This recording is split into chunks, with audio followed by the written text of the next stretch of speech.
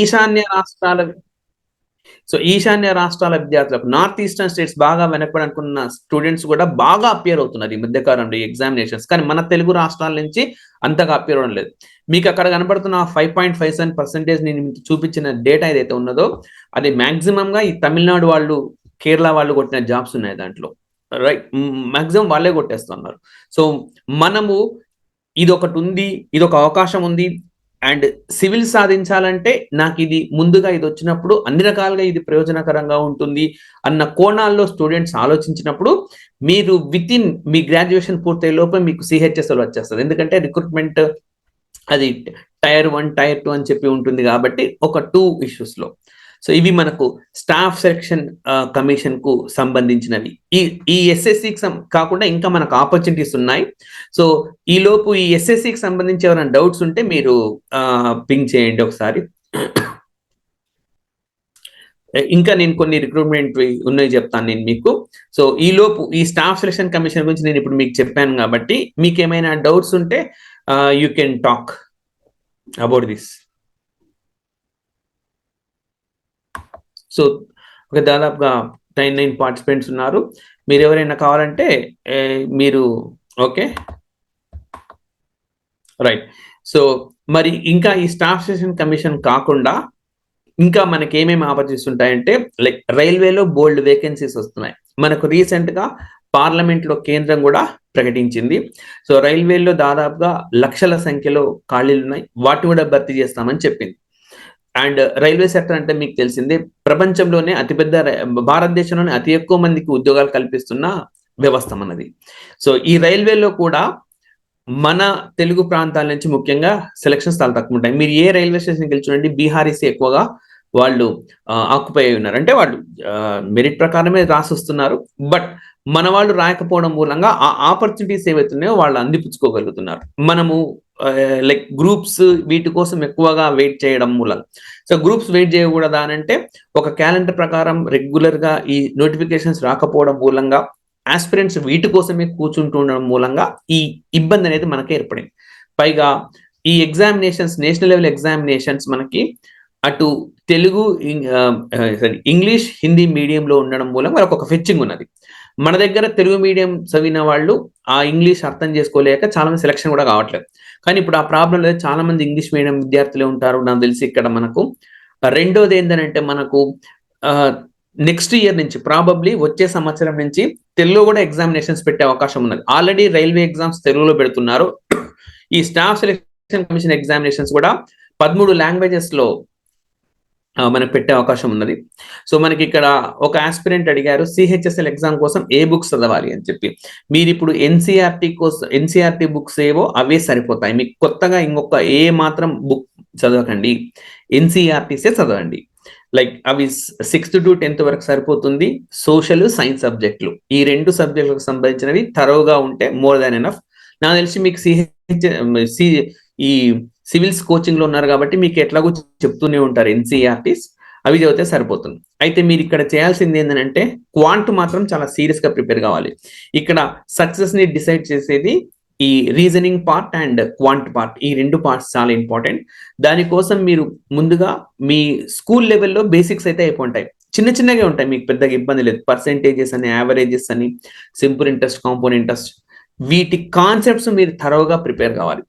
So concepts అని ఎందుకంటున్నారంటే చాలా మంది ఆస్పిరెంట్స్ ఈ షార్ట్ కట్స్ కావాలి, ఆన్సర్ తొందరగా వచ్చేటట్టు నేర్చుకుంటారు. అసలు అది మీరు షార్ట్ కట్స్ వైపుకే వెళ్ళకండి. కాన్సెప్ట్ ను ముందు థరోగా ప్రిపేర్ అవుతే ఆటోమేటిక్ గా మీకు ఇవి కంపల్సరీగా వచ్చేస్తాయి అన్నమాట. ఆటోమేటిక్ గా మీకు ఈ లైక్ షార్ట్ కట్స్ వచ్చేస్తాయి. అంతేగాని ఎక్స్క్లూజివ్ గా మీరు షార్ట్ కట్స్ కోసమే వెళ్ళడం మూలంగా నష్టమే జరుగుతుంది తప్ప లాభం ఏం జరగదు. సో కాబట్టి మీరు అగర్వాల్ అని చెప్పి మనకు ఒకటి క్వాంట్ ఒకటి, రీజనింగ్ ఒకటి బుక్ ఉంది. సో అందులో బేసిక్స్ నేర్చుకోండి. ముందు బేసిక్స్ నేర్చుకున్నాక maximum questions like mock test రాయాల్సి ఉంటుంది. ఎన్ని టెస్టులు రాస్తే మీకు అంత ప్రయోజనం. సో జిఎస్ కు సంబంధించి మనం ఎన్సీఆర్టీలు సరిపోతాయి. క్వాంట్ రీజనింగ్ సంబంధించి అగర్వాల్ బుక్స్ 2 ఉన్నాయి. రీజనింగ్ ఒకటి, క్వాంట్ కోట సరిపోతుంది, more than enough. And next English కూడా ఉంటుంది. సో ఇంగ్లీష్ కు కూడా మనకు బేసిక్ గ్రామర్ అండ్ వొకాబులరీ ఉంటే, మన ఈ కాంప్రిహెన్షన్ ఉంటే సరిపోతుంది. దీనికోసం మీరు ప్రత్యేకత దర్పణ్ వాళ్ళకి సంబంధించిన ఒక బుక్ ఉంది, అది తీసుకుంటే సరిపోతుంది. సో మీకు విత్ ఇన్ 1 year లోనే ఈ జాబ్ లో మీరు ఉంటారు. సో రైట్, ఇది మనకు సిహెచ్ఎస్ సంబంధించింది. అండ్ నెక్స్ట్, ఇంతకుముందు మీకు రైల్వేస్ చెప్పాను నేను. రైల్వే ఎగ్జామినేషన్ తో పాటు మనకు మరొక ఇంపార్టెంట్ ఏరియా, ప్రతి సంవత్సరం దాదాపు 70-75,000 పోస్టులను భర్తీ చేస్తున్నది మనకు బ్యాంకింగ్ సెక్టార్. రైట్, సో ఈ బ్యాంకింగ్ సెక్టార్ సంబంధించి మనకు ప్రొబేషనరీ ఆఫీసర్స్ అని ఒకటి, క్లర్క్లని ఒకటి, 2 నోటిఫికేషన్స్ వస్తున్నాయి. ప్రతి సంవత్సరము 75 నుంచి 1,00,000 పోస్టులు. అండ్ దీంట్లో మరొక ఇదేంటంటే, ఈ సెలెక్ట్ అయిన ప్రతి ఒక్కరికి కూడా 75,000 మందికి అపాయింట్మెంట్ లెటర్ స్వయంగా ప్రధానమంత్రి అందజేస్తా ఉన్నారు. ఇప్పుడు నేను ఏ విధంగా అయితే ఇప్పుడు కేపీ సార్ కానీ నేను కానీ మీకు జూమ్ లో మాట్లాడాము, సేమ్ అదే విధంగా ప్రైమ్ మినిస్టర్ ఇంటరాక్ట్ అయ్యి, సో ఎవరికో అందరికి ఇవ్వడం సాధ్యం కాదు కాబట్టి ఒకరిద్దరికి మీరు సెలెక్ట్ అయ్యారని చెప్తారు. అండ్ మిగతా వాళ్ళందరికీ అపాయింట్మెంట్ లెటర్స్ వస్తాయి. బట్ అందరూ మీరు ఆయనతో ఇంటరాక్ట్ అయ్యే అవకాశం కూడా దక్కుతుంది. అంటే దేశ ప్రభుత్వాధినేతతో మీరు ఒక బ్యాంక్ ఎగ్జామ్ ని క్రాక్ చేయడం వల్ల డైరెక్ట్ గా దేశ ప్రభుత్వాధినేతతో మాట్లాడే అవకాశాన్ని గెలుచుకుంటారు మీ ఇంట్లో ఉండి. సో అదే లైక్ ఇప్పటికీ దాదాపుగా లాస్ట్ 3 years నుంచి స్వయంగా ప్రధానమంత్రి అందజేస్తా ఉన్నారు. మీరు పేపర్లో కూడా చూసి ఉండొచ్చు. బట్ అంటే అంత గ్లామర్ ఉన్న జాబ్స్ గా మనం వీటిని చెప్పుకోవచ్చు. మనకు బ్యాంకింగ్ సెక్టర్ సంబంధించి ప్రతి సంవత్సరం 6 నుంచి 7 నోటిఫికేషన్లు వస్తున్నాయి. ఎస్బీఐ ఉన్నది కదా, స్టేట్ బ్యాంక్ ఆఫ్ ఇండియా, వాళ్ళు ప్రొబేషనరీ ఆఫీసర్స్ అని ఒక పోస్టు, క్లర్క్ అని 2 నోటిఫికేషన్లు. ఎస్బీఐ కాకుండా మిగతా అన్ని బ్యాంకులు కలిపి ఐబిపిఎస్ అని ఒక నోటిఫికేషన్, ఒక సంస్థగా ఏర్పడ్డాయి. ఈ ఐబిపిఎస్ లో మనకు మళ్ళీ ప్రొబేషనరీ ఆఫీసర్లు, క్లర్కులు మరొక 2 నోటిఫికేషన్లు, 4 నోటిఫికేషన్లు అని. ఇవి కాకుండా మనకు రీజనల్ రూరల్ బ్యాంక్స్ అని ఉన్నాయి, ఆర్ఆర్బీస్ అని చెప్పి. అందులో ఆఫీసర్లు, ఆఫీస్ అసిస్టెంట్లు, అవి ఒక 2 నోటిఫికేషన్లు. మొత్తం బ్యాంకింగ్ సెక్టార్ నుంచి ప్రతి సంవత్సరము 6 నోటిఫికేషన్లు వస్తాయి. అన్నిటికీ ఒకటే సిలబస్, ఒక్కటే సిలబస్ తోటి 6 ఎగ్జాములు రాయొచ్చు. మరి బ్యాంక్ ఎగ్జామ్లు అయితే 3 నుంచి 4 నెలల్లో రిక్రూట్మెంట్ కంప్లీట్ అయిపోతుంది. రైట్, 3 నుంచి 4 నెలల్లో. అంటే ఈ రోజు మనకు నోటిఫికేషన్ వస్తే 6 నెలల్లోగా జాబ్ చేతిలో ఉంటుంది మీకు. సో మంచి జాబ్స్ అన్నమాట అవి కూడా అయితే బ్యాంక్ జాబ్స్ మాత్రం మన తెలుగు వాళ్ళు బాగా సెలెక్ట్ అవుతా ఉన్నారు. సో ఇక్కడ కూడా బట్ మాక్సిమం మనకు నార్త్ ఇండియన్సే ఎక్కువ సెలెక్ట్ అవుతున్నారు. ఇందులో కేవలం క్వాంట్, రీజనింగ్, ఇంగ్లీష్ మాత్రమే ఎక్కువగా ఫోకస్ ఉన్నది. ఈ జనరల్ స్టడీస్ పార్ట్ అనేది ఏమాత్రం లేదు. కరెంట్ అఫైర్స్ మాత్రమే ఉన్నది దాంట్లో. కరెంట్ అఫైర్స్, బ్యాంకింగ్ అవేర్నెస్, కొన్ని ఎగ్జామ్స్ లో కంప్యూటర్ నాలెడ్జ్ కూడా, బేసిక్ కంప్యూటర్ నాలెడ్జ్. మరి బీటెక్ కంప్యూటర్స్ కానీ ఎంఎస్సి కంప్యూటర్స్ చేయాల్సిన అవసరం లేదు. బేసిక్ కంప్యూటర్స్ కి సంబంధించినవి ఇందులో మనకు ఎక్కువగా ఉంటున్నాయి. సో ఇది ఒక బ్యాంకింగ్ సెక్టర్ అన్నమాట. అంటే మనకు డిగ్రీ చదివేటప్పుడు కానీ, డిగ్రీ తర్వాత కానీ స్టాఫ్ సెలక్షన్ కమిషన్ ద్వారా కేంద్ర ప్రభుత్వ రంగంలో 1,00,000 పోస్టులు దాదాపుగా, బ్యాంకింగ్ సెక్టర్ ద్వారా దాదాపుగా 75 నుంచి 1,00,000 పోస్టులు, రైల్వే రిక్రూట్మెంట్ బోర్డు ద్వారా దాదాపుగా మరొక 1,00,000 పోస్టులు, ఇన్ని లక్షల పోస్టులు మనకు ఉన్నాయి. సో మనము ఓపికగా ఒక 3-4 నెలల పాటు, ఎక్కువ కాలం అక్కర్లా, రైట్, 3-4 నెలల పాటు సిన్సియర్గా కష్టపడితే మనకు సంవత్సరం తిరిగేలోగా ఏదో ఒక జాబ్లో అయితే ఉంటాం. ఆర్థికపరమైన భరోసా ఉంటుంది. అది కాన్ఫిడెన్స్, మరింత కాన్ఫిడెన్స్ ఇస్తుంది. ఇన్ని లక్షల మంది రాసిన ఎగ్జామినేషన్ నేను సెలెక్ట్ అయ్యాను, అండ్ ఫర్దర్గా నేను సివిల్స్కి వెళ్ళడానికి ఒక కాన్ఫిడెన్స్ అనేది ఒకటి, అండ్ రెగ్యులర్గా మీ ఇన్కమ్ మీకు రావడం ఇదొకటి. మూడోది ఏంటంటే, గతంలో అయితే ఇప్పుడు మీ ఆస్పిరెంట్గా ఉన్నప్పుడు నేను సెలెక్ట్ అయినా కూడా మళ్ళీ కోచింగ్ సివిల్స్కి తీసుకోవాలంటే హైదరాబాద్కో ఢిల్లీకో లీవ్ పెట్టుకొని రావాలి. ఇప్పుడు అవసరం లేదు. మీరు చక్కగా జాబ్ పూర్తి చేసి ఇంటికి వెళ్ళిన తర్వాత ఇంట్లోనే మనం యాప్ ద్వారా క్లాసులు వినొచ్చు. యూపీఎస్సీ యూనివర్స్ యాప్ మనకు ఉన్నది. సివిల్స్ కోచింగ్ ఆ యాప్లో అందుబాటులో ఉంటుంది. మీరు ఆన్లైన్ క్లాస్ వినేసి మీరు నోట్స్ చేసుకొని డౌట్స్ ఉన్నప్పుడు ఫ్యాకల్టీతో మాట్లాడి క్లారిఫై చేసుకోవచ్చు.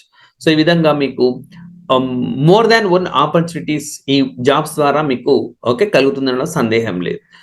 సో ఇవి మనకు లైక్ డిగ్రీ చేస్తున్నప్పుడు కానీ, డిగ్రీ తర్వాత కానీ రకరకాల రిక్రూట్మెంట్ ఏజెన్సీల ద్వారా మనకు ఉన్న అవకాశం. సో మీకు ఇంకా ఏమన్నా దీనికి సంబంధించిన డౌట్స్ ఉంటే అడగొచ్చు.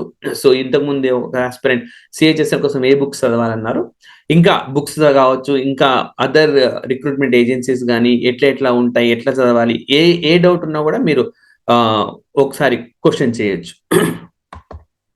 సో రైట్, ఎవరికి డౌట్స్ ఏం లేవు కాబట్టి now okay we can conclude this session. Like okay, so నేను ఈ సెషన్ని ఓకే ప్రస్తుతం ఎవరైనా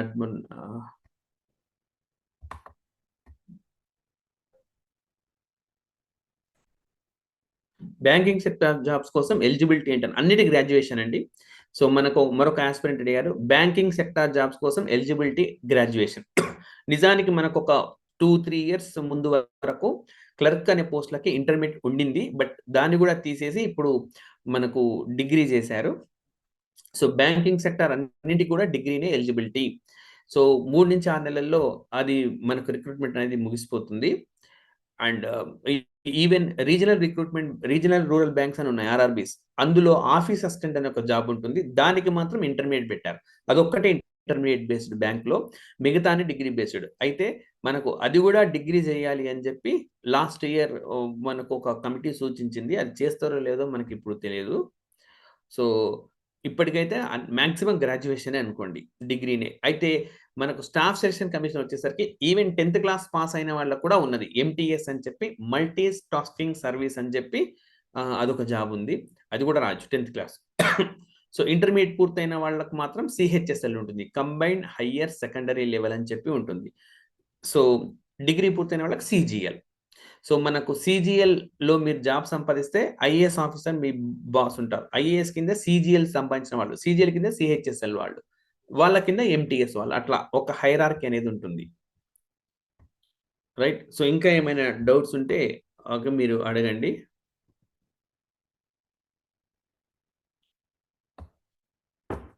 ఇంకా anyone okay, you can ask any doubt that you have.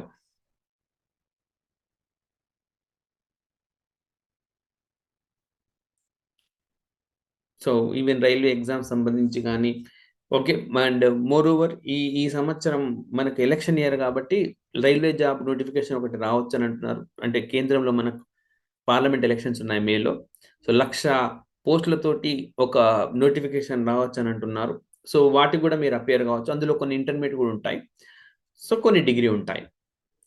మీరు ఇక్కడ ఉన్న వాళ్ళందరూ గ్రాడ్యుయేషన్ పర్సూయింగా లేదా గ్రాడ్యుయేషన్ కంప్లీటెడా నాకు తెలియదు.